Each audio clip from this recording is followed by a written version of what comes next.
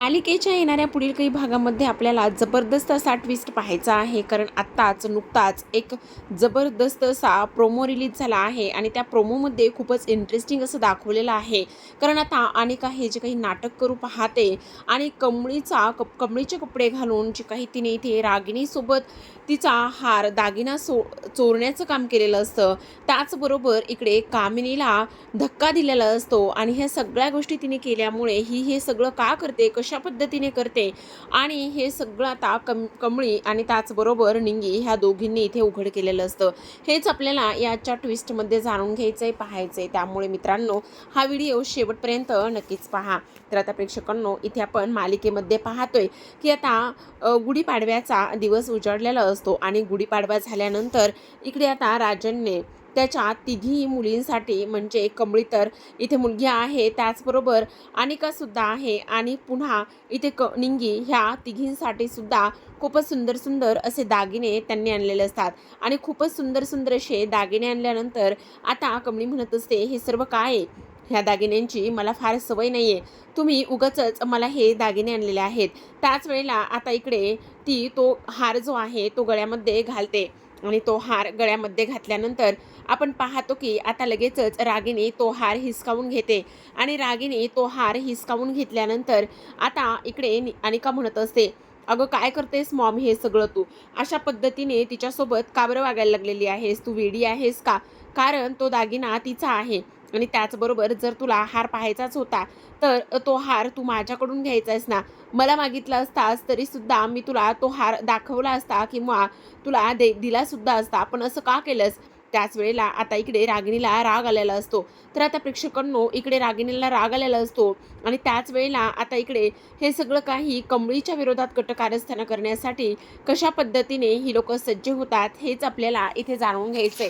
तर आता आपण इकडे पाहतो, रागिनी त्याचबरोबर कामिनी आणि अनिका ह्या तिघी जणी खोलीमध्ये असतात. ह्या तिघी जणी खोलीमध्ये असताना आता रागिनी म्हणत असते, खरं पाहायला गेलं तर आता गुढीपाडव्याच्या सणाला इकडे जी काही कमळी आहे ना, तिला तो दागिना दिलाय, पण तो दागिना मात्र मला हवाय. तो दागिना अजिबातच मी तिला देणार नाहीये.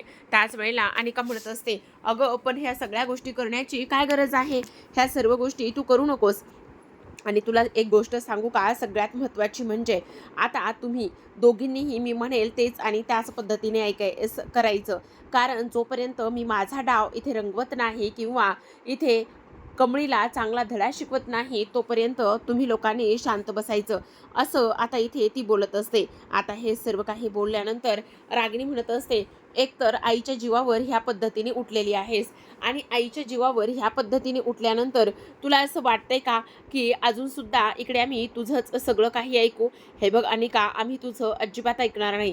काही जरी झालं ना तरीसुद्धा आम्ही तुला भावच देणार नाही.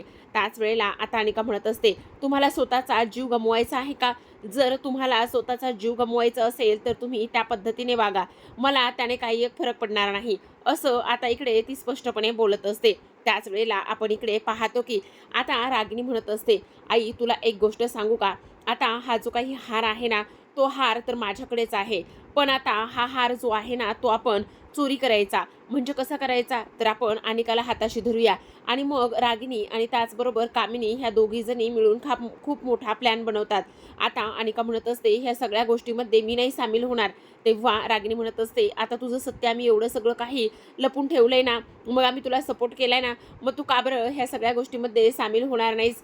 त्याच वेळेला आता इकडे दुसऱ्या बाजूला रागिनी म्हणत असते, आता तू कमळीचे कपडे घालायचे आणि मी हॉलमध्ये असेल आणि त्याच वेळेला माझ्या गळ्यातला हार तू घेऊन जायचा आहेस, असं त्यांचं ठरलेलं असतं. अचानकच लाईट्स बंद होतो आणि कमळी म्हणत असते, निंगे तुला एक गोष्ट सांगू का? हा असा अचानकच लाईट गेलाय ना, त्यामुळे मात्र मला खूपच भीती वाटते. मला कळत नाही नेमका लाईट का आणि कशामुळे गेलाय. नेमकं काय चाललंय त्या गोष्टी समजत नाहीत. त्याच वेळेला आता त्या म्हणत असतात, बरं चल आपण बाहेर जाऊन पाहून येऊया नेमकं काय झालंय आणि कशामुळे लाईट गेल्यात म्हणून. असं म्हणून आता त्या दोघी जणी बाहेर निघालेल्या असतात. कमळीच्या हातामध्ये टॉर्च असतो. आता त्याच वेळेला अनिकाने कमळीचा गेटअप केलेला असतो. पूर्ण कमळीचे कपडे घातलेले असतात आणि रागिणीच्या गळ्यातला जो काही हार आहे तो हार आता इकडे ती काढून घेते आणि काढून घेतल्यानंतर धावतच ती आता तिथून पळून जाते. आता पळून गेल्यानंतर रागिणी अरडाओरडा करत असते, माझा हार गायब झालाय. काय करू? कुठे आहे माझा हार? असं म्हणून आरडाओरडा करते. त्याच वेळेला आता इकडे अन्नपूर्णा, राजन आणि सगळेजण जमा झालेले असतात. आता जमा झाल्यानंतर इकडे सगळेजण म्हणत असतात की अगं काही नसेल झालं. पण दुसऱ्या दिवशी मात्र रागिनी कांगावा करायला सुरुवात करते. रागिनीचा कांगावा सुरू असतो तेव्हा राजन म्हणत असतात, एक मिनिट, आपल्या घरामध्ये कॅमेरे आहेत, आपण सीसीटीव्ही फुटेज चेक करूया. जेव्हा सीसीटीव्ही फुटेज चेक करण्यात येतं आणि त्या सीसीटीव्ही फुटेजमध्ये असं दिसतं की कमळीने आता इकडे रागिनीच्या गळ्यातला हार काढून ती पळालेली आहे.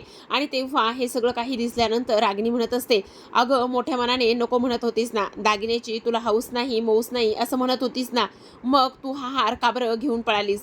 त्याच वेळेला कमळी म्हणत असते, नाही नाही रागिनी मॅडम, मी तुमचा हाराला हात सुद्धा लावला नाही, मला नाही माहिती. उलट मी टॉर्च घेऊन ते कोण तुमचा हार पळून घेऊन गेले किंवा कोणी तुमच्यावर हल्ला केलाय ह्या गोष्टी मी शोधत होते, पण हे सगळं कसं झालंय मला नाही माहिती असं ती म्हणत असते. त्याच वेळेला अनिका म्हणत असते, मॉम हे बघ, मला का पूर्ण खात्री आहे हे सगळं कमळीने अजिबातच केलं नसेल. उगाचच तू तिच्यावर नाही नाही ते आरोप करू नकोस.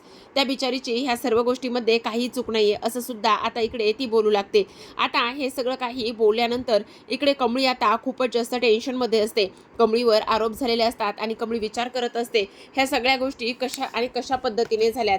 त्यावर अन्नपूर्णा म्हणत असतात, अगं कमळे, आतापर्यंत ह्या लोकांनी सांगितलं असतं तर मी त्यांच्यावर विश्वास ठेवला नसता, पण आता सीसीटीव्ही फुटेजमध्ये तर स्पष्टपणे दिसतंय की तूच आता तो हार घेऊन पळत आहेस. तेव्हा आता कमळी म्हणत असते, आता तर मी तुम्हाला काही नाही सांगू शकत, पण आता ह्या वेळेला एवढंच म्हणेन की जे काही झालेलं आहे त्यामध्ये माझा काहीच दोष नाहीये. तेव्हा रागिणी म्हणत असते, माझा हार तूच चोरला आहेस आणि तूच ह्या घरातली एक नंबरची चोरटी मुलगी आहेस. का असं केलंस, का अशी वागलीस, म्हणूनच ती आता कमळीला इथे दोष देऊ लागते. कमळी मात्र अगदी जीवाचा अकावतांडव करून सांगण्याचा प्रयत्न करते, पण तिचं मात्र कोणीच ऐकत नाही. तेव्हा कमळी आता विचारात पडलेली असते, हे सगळं काय होतंय, कशा पद्धतीने ह्या सगळ्या गोष्टी होत आहेत. म्हणजे मी तर इथे केलं नाही, पण माझे कपडे कोणी बरं घातले असतील, आणि असा विचार ती इथे करत असते. आता खोलीमध्ये जाऊन निंगीशी चर्चा करत असते. तेव्हा निंगी म्हणत असते, कमळे, तुला एक गोष्ट सांगू का, ती आणखी माकडीनच असणार आहे. मला तर असंच वाटतंय, कारण ती एवढ्या लवकर सुधारणं शक्यच नाही. मला तर तिच्यावर डाऊटच होता, पण आता तर असं वाटायला लागलंय की ती चांगलं वागण्याचं नुसतं आणि नुसतं नाटकच करते. काय वाटतं तुला? तेव्हा कमळी म्हणत असते, निंगे, तुला एक गोष्ट सांगू का, हे जर असं असेल ना, तर मग तुला एक सांगू का, की आपल्याला जास्त सावध राहिलं पाहिजे. म्हणजे सावध म्हणजे नेमकं काय केलं पाहिजे? त्यावर ती म्हणत असते, म्हणजे तुला एक गोष्ट लक्षात येते का, हे बघ, जर ह्या सगळ्या गोष्टी अशा असतील ना, तर आपल्याला आणि का हे सगळं का करते, कशामुळे करते, हे सगळं शोधून काढलं पाहिजे.